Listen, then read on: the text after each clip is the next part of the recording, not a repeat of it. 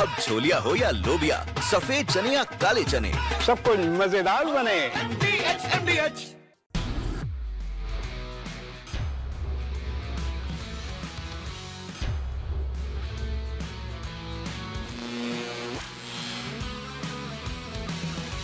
नमस्कार, स्पोर्ट्स 9 में आप सभी का स्वागत है। मैं हूं शिवेंद्र, मेरे साथ हैं मेरी सहयोगी अंकिता।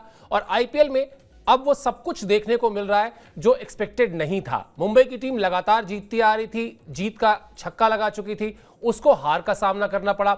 बारिश की वजह से किस तरह से एक लो स्कोरिंग मैच ही कहा जाएगा, उसका रिजल्ट निकला।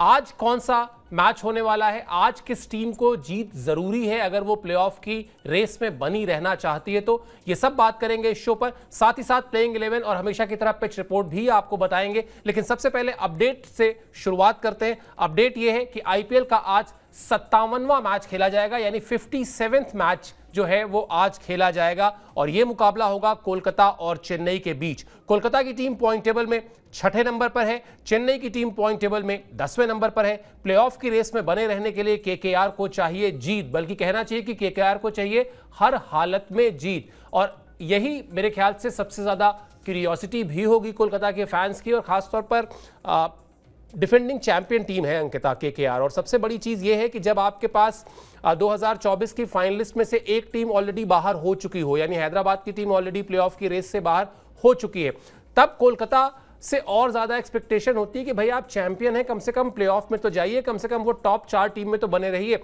बाकी जीतना ना जीतना बात की बात है। कोलकाता पर जीत का दबाव भी होगा और यही शायद उसका मकसद भी होगा कि हर हालत में जीत हासिल की जाए। बिल्कुल, क्योंकि पिछले मैच में आपने देखा होगा कि सिर्फ 1 रन से वो जीत मिली थी, आप हार ही गए थे। आपकी बल्लेबाजी में हमने देखा था कि वो दमखम नजर नहीं आता और फिर आपकी पोल भी खुल गई थी। तो अगर आपको मैच जीतना है हर हालत में, तो बड़े मार्जिन से मैच को जीतना पड़ेगा और हर हाल पे मैच को जीतना बहुत इंपॉर्टेंट हो जाएगा पॉइंट्स टेबल पे। हालांकि जो नेट रन रेट है वो पॉजिटिव है, लेकिन 11 पॉइंट्स है। 11 पॉइंट्स में आपके पास ये है कि भाई आपको एक बड़े अंतर से मैच को जीतना चाहिए। और हर बार हमने देखा है कि भाई केकेआर की टीम, जो कि आप डिफेंडिंग चैंपियन है, और वो अगर टैग आपको मिल गया है तो फिर आपको हर मैच में अच्छा करना पड़ेगा, उम्दा प्रदर्शन आपको करने की। हर बार हम कहते हैं ना कि चूक जो है, एक चूक बहुत भारी पड़ सकती है। और जैसे जैसे आईपीएल के आगे मैचेस बढ़ते जाएंगे और जो निचले क्रम की टीम होती है ना, वो बहुत खतरनाक हो जाती है। चेन्नई की टीम को भले ही पिछले मैच में हार मिली थी, लेकिन आपका गेम जो है वो बिगाड़ सकती है। तो केकेआर को एक अच्छा स्टार्ट करना पड़ेगा, चाहे वो गेंदबाजी की बात हो, चाहे बल्लेबाजी की बात हो। ओवरऑल प्रदर्शन जो है वो मैटर करता है। आज के मैच में अपने मैच को बचाना बहुत ज्यादा इंपॉर्टेंट हो जाएगा, क्योंकि चेन्नई की टीम तो पहले ही बाहर, सबसे पहले ही प्लेऑफ की रेस से बाहर हो गई है, तो वो गेम को बिगाड़ेगी। लेकिन बचाना टीम के हाथ में कि केकेआर की टीम कैसा प्रदर्शन करती है। बिल्कुल, और केकेआर की टीम को अब इस जिम्मेदारी को उठाना होगा कि चेन्नई अगर कोई उलटफेर करने का प्रयास करती भी है तो उससे बचा जाए, उसके पलटवार से बचा जाए। अब कहानी 10 मैच के बाद के जो मैचेस होते हैं ना, वो हाईवे पे गाड़ी जब आप चलाते हैं ना, उस तरह का मामला होता है, जहां थोड़ी सी भी चूक हुई तो मामला गड़बड़ हो जाता है। बहुत सावधान रहना होगा। केकेआर के पास है वो सारा मटेरियल है जो जीत के लिए जरूरी होता है, उस तरह का प्लेइंग 11, उस तरह का स्क्वाड है उसके पास। बस अपने इरादों में और अपने खिलाड़ियों में उस एकजुटता को दिखाना होगा जो जीत के लिए जरूरी होती है। चलिए अब तक बताते हैं आपको। कोलकाता ने 11 मैच खेले। अगला अपडेट जो है उसमें देखिए, आपको ये जानकारी भी हम दिखा रहे हैं। केकेआर के खाते में 5 जीत है, 5 हार है। एक मैच उसका बारिश की भेंट चढ़ गया था और इसीलिए यहां पर जो अंकों की संख्या है वो 11 है, क्योंकि 10 अंक मिले उसको 5 जीत से, और 1 अंक मिला वो जो मैच बारिश की वजह से रद्द हुआ था वहां से। इससे उलट चेन्नई की बात कीजिए, 11 मैच खेल चुकी है चेन्नई की टीम और चेन्नई के खाते में सिर्फ 2 जीत और 9 हार है। मतलब ये आंकड़े कई बार चौंकाते भी हैं, क्योंकि चेन्नई की टीम इस लीग के इतिहास की सबसे कामयाब टीम रही है। चेन्नई की टीम को जब इस सीजन की शुरुआत में ऋतुराज गायकवाड़ के हटने के बाद महेंद्र सिंह धोनी ने संभाला तो ऐसा लगा कि वो मिडास टच, वो अनहोनी को होनी करने वाले धोनी कुछ ना कुछ कमाल कर देंगे, लेकिन हुआ कुछ नहीं। चेन्नई की टीम मैच दर मैच अपने परफॉर्मेंस में गिरावट ही दिखाई दी और अब तो चेन्नई की टीम दूसरे मोड में जा चुकी है, जहां पर अगर आप उसके फैसले देखेंगे तो आप साफ तौर पर यह कह सकते हैं कि अब कहानी जो है वो 2025 की है ही नहीं। अब चेन्नई की टीम 2026 की तैयारियों में लगी है और इसीलिए वो कई नए खिलाड़ियों को आजमा भी रही है। आगे इस पर भी बात करेंगे, लेकिन वही बात है अंकिता जो हम पहले कह रहे थे कि हम तो डूबेंगे सनम, तुमको भी ले डूबेंगे वाली कहानी है। चेन्नई का परफॉर्मेंस जैसा है, और क्या मैं सही कह रहा हूं, अगर मैं गलत कह रहा हूं तो आप बिल्कुल करेक्ट कीजिएगा। मैंने जितना इस सीजन में चेन्नई की टीम को देखा, उस परफॉर्मेंस में ना गिरावट ही आई। मतलब ऐसा हुआ ही नहीं पूरे सीजन में कि कहीं पर आप शुरुआत के 4-5 मैच छोड़ दीजिए जहां सैंपल साइज बहुत छोटा था, 5 मैच में आप क्या ही एक निष्कर्ष निकालेंगे। लेकिन अब जब टीम 11 मैच खेल चुकी है, तब आप कह सकते हैं कि वो ग्राफ जो है वो नीचे की तरफ ही आता गया। लगातार हर मैच के साथ आप कभी क्लोज जाकर हारे, कभी आप एक तरफा मैच हारे, लेकिन परफॉर्मेंस में कोई बहुत ड्रास्टिक चेंज, कोई ड्रास्टिक पॉजिटिव चेंज कम से कम मुझे नहीं दिखाई दिया। बिल्कुल, आपको क्या मतलब हर क्रिकेट प्रेमी को लग रहा होगा कि भाई वो दमखम, वो बाउंस बैक जो अपने नाम के मुताबिक, अपने जो परफॉर्मेंस के मुताबिक, या फिर हम कहते हैं ना कि 3 ट्रॉफी इस टीम के पास मौजूद है, उसके मुताबिक भी उन्होंने एक बार भी अपने आप को बाउंस बैक नहीं किया। इस मैच में, इस लीग में वो नजर ही नहीं आ रही थी। हर एक मैच में चलिए पिछला मैच जो था आरआर के साथ खेला गया था, 1 रन से वो जीत मिली थी, वहां पर भी हमने देखा था कि वो दमखम नजर नहीं आ रहा था। वो स्टार्ट अच्छा नहीं मिल पाया था, फिर आपके मिडिल ऑर्डर में 1-2 बल्लेबाज चल जाते, तो एक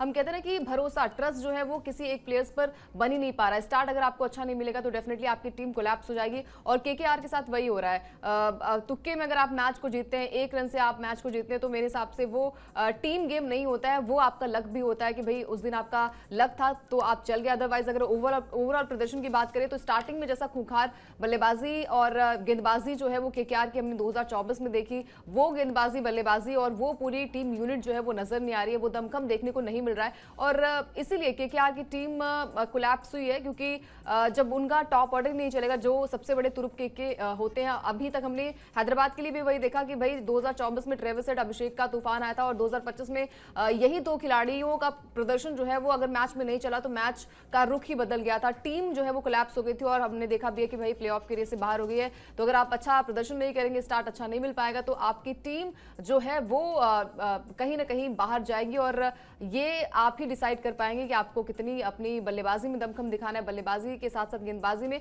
और फिर ओवरऑल प्रदर्शन आपको करना पड़ेगा। पंजाब की टीम को आपने देखा कि भाई नंबर 5 पर भी पहुंच गई थी, लेकिन अब देखिए बाउंस बैक किया और एक टीम यूनिट के साथ खेला कि भाई अगर बल्लेबाजी कोलैप्स हो जाती है, अगर आप लो स्कोरिंग मैच को डिफेंड कर लीजिए, तो ये बहुत ही मतलब गुड साइंस है टीम के लिए कि भाई आपने ओवरऑल अच्छा प्रदर्शन किया।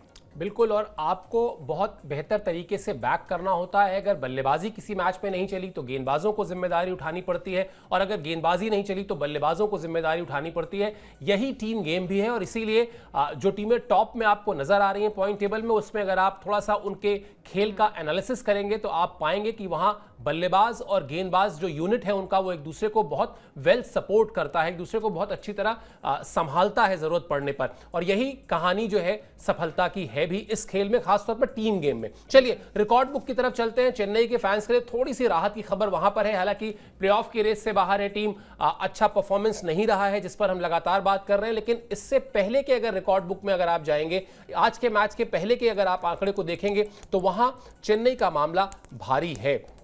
दोनों टीमों के बीच अब तक 31 मैच खेले गए हैं, यानी 31 मैचेस जो है वो खेले गए हैं। 19 मैच में जीत हासिल की है चेन्नई ने, और 11 मैच में कोलकाता नाइट राइडर्स को जीत मिली है। दोनों टीमों को एक दूसरे के खिलाफ 200 रन से ज्यादा बनाने का तजुर्बा है, यानी लीग के इतिहास में ऐसे मैचेस हुए हैं जहां पर दोनों टीमों ने एक दूसरे के खिलाफ 200 रन बनाए हैं। तो जो हमेशा सबसे अच्छा साइन होता है वो होता है कि साहब अगर 200 से ज्यादा रन बने तो कहीं ना कहीं ये मैच जो है वो फैंस के लिए बड़ा अच्छा मुकाबला होने वाला है, क्योंकि फैंस को मजा आने वाला है। प्लेइंग 11 की बात कर लेते हैं। चलिए अगले अपडेट पे आते हैं और उसके बाद थोड़ा सा डिस्कशन करते हैं। हालांकि दोनों ही टीमों में प्लेइंग 11 को लेकर कोई बहुत ज्यादा सस्पेंस या बहुत ज्यादा कश्मकश की स्थिति है नहीं। कोलकाता के लिए मैच क्रूशियल है, वहां पर प्लेइंग 11 लगभग तय है। सुनील नरेन और आंद्रे रसेल से खास प्रदर्शन की उम्मीद होगी, जो हमेशा रहती है। कप्तान अजिंक्य रहाणे को बल्ले से दम दिखाना ही होगा, क्योंकि उनको एक स्टेटमेंट भी देनी है। उनको डिफेंडिंग चैंपियन टीम की कमान सौंपी गई है, और वो भी नहीं चाहेंगे कि ये टीम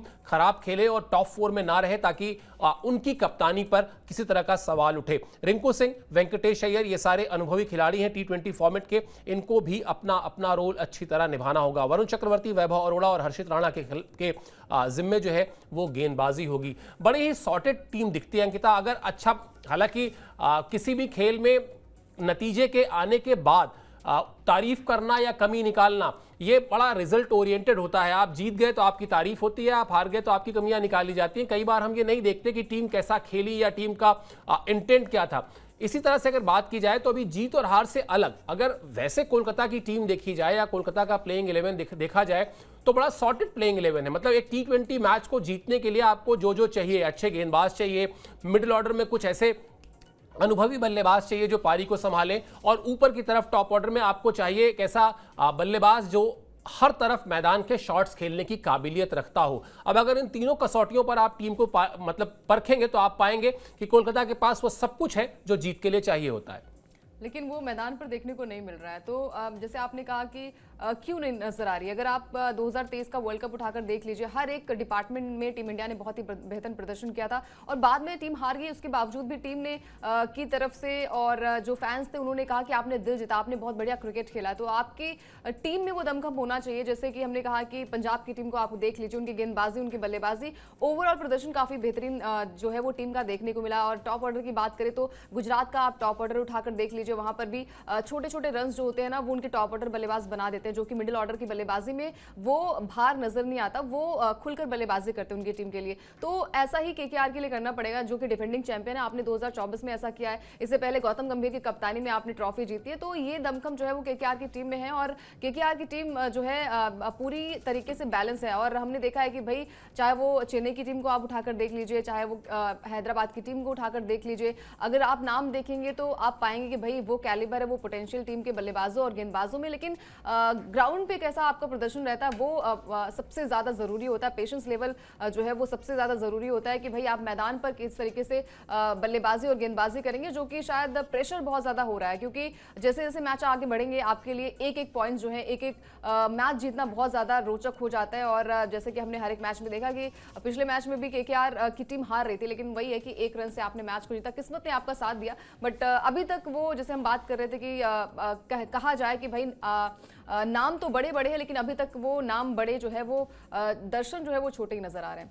बिल्कुल। और अगर यहाँ से जहाँ से अब आपके लिए हर एक मैच प्लेऑफ की रेस में बने रहने के लिए वहाँ जीत ही चाहिए आपको, तो और ज़्यादा दबाव होगा। और यहाँ पर उन खिलाड़ियों से, चाहे वो सुनील नरेन हो, चाहे आंद्रे रसेल हो, चाहे वेंकटेश अय्यर, रिंकू सिंह या कप्तान अजिंक्य रहाणे, ये सारे बड़े नाम हैं। और अगर इनको बड़े नाम और दर्शन छोटे वाली कहावत पर नहीं जाना है तो अपने नाम के, अपने साख के हिसाब से परफॉर्म करना होगा। चेन्नई की बात करते हैं जो अब एक अलग मोड में जा चुकी है टीम, जो लगातार अगर आप इस टीम को फॉलो करेंगे, इस टीम को देखेंगे तो अब आप पाएंगे कि इस टीम ने तय किया है कि अब 2025 हमारे रडार में है ही नहीं, अब हमारी तैयारियां जो है वो 2026 को लेकर है। और इसीलिए आप पाएंगे 17 साल 18 साल के प्लेयर्स को वहां पर मौका दिया जा रहा है ताकि एक ऐसा प्लेइंग 11 अगले सीजन के लिए तैयार किया जा सके जहां पर खिलाड़ी दमखम वाले हों और उनमें वो T20 फॉर्मेट के लिहाज से जो जरूरतें होती हैं उन जरूरतों को पूरा करने वाले यंग प्लेयर्स हों।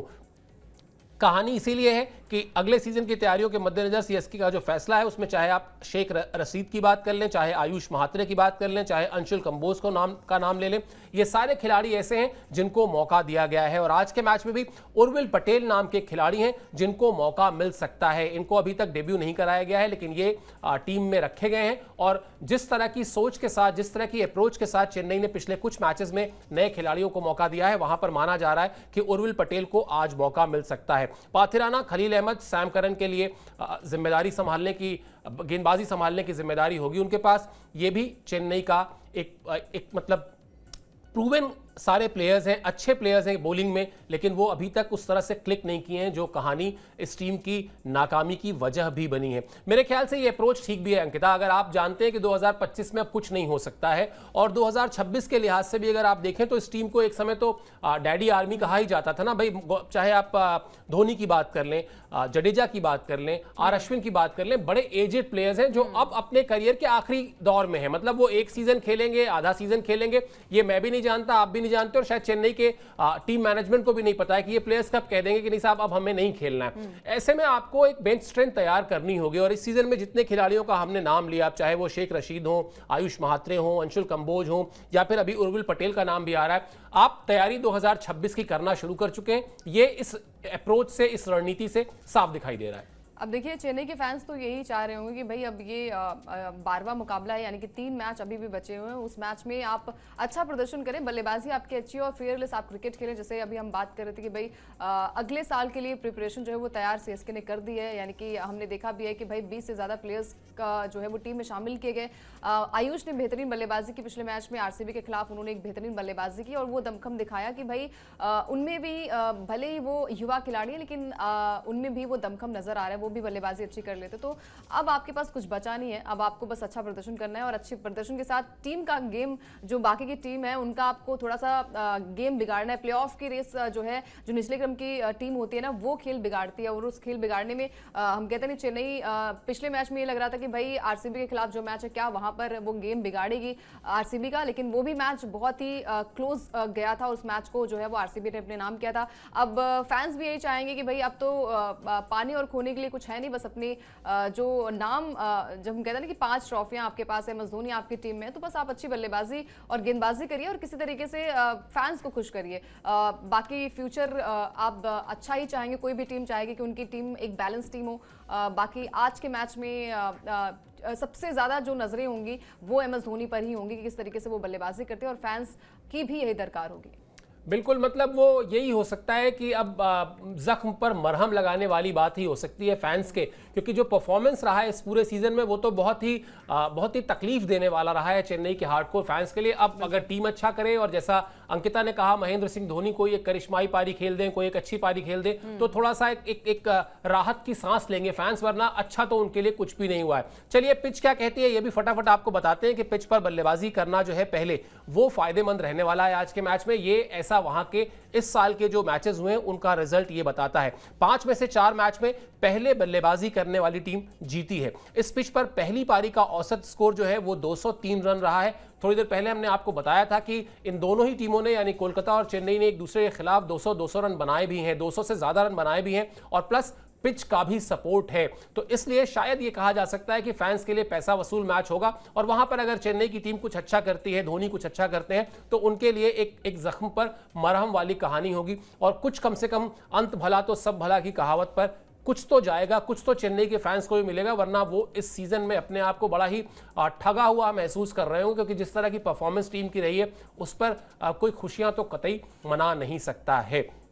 चलिए आगे बढ़ते हैं शो में और अब बात कर लेते हैं अपने आज के क्विज की, जहां पर एक बहुत ही बेहद ही आसान सा सवाल हम आपसे पूछते हैं और उस सवाल का जवाब देकर आपके पास होता है इनाम जीतने का मौका, बशर्ते आप 3 लकी विनर्स में शामिल हो। क्या है आज का सवाल ये भी आपको बताएंगे और साथ ही साथ बताएंगे क्विज में हिस्सा लेने का तरीका क्या है। सवाल ये कि आईपीएल 2025 में चेन्नई से जुड़ने वाले सबसे नए खिलाड़ी कौन है। ऑप्शन आपके पास 4 है, रचिन रविंद्र, उर्विल पटेल, खलील अहमद, इनमें से कोई नहीं। ऑप्शन आपके पास 4 है और सही जवाब देने वाले 3 प्रतिभागियों को आकर्षक पुरस्कार दिया जाएगा। ज्यादा जानकारी के लिए लॉगिन कर लीजिए www.tv9hindi.com।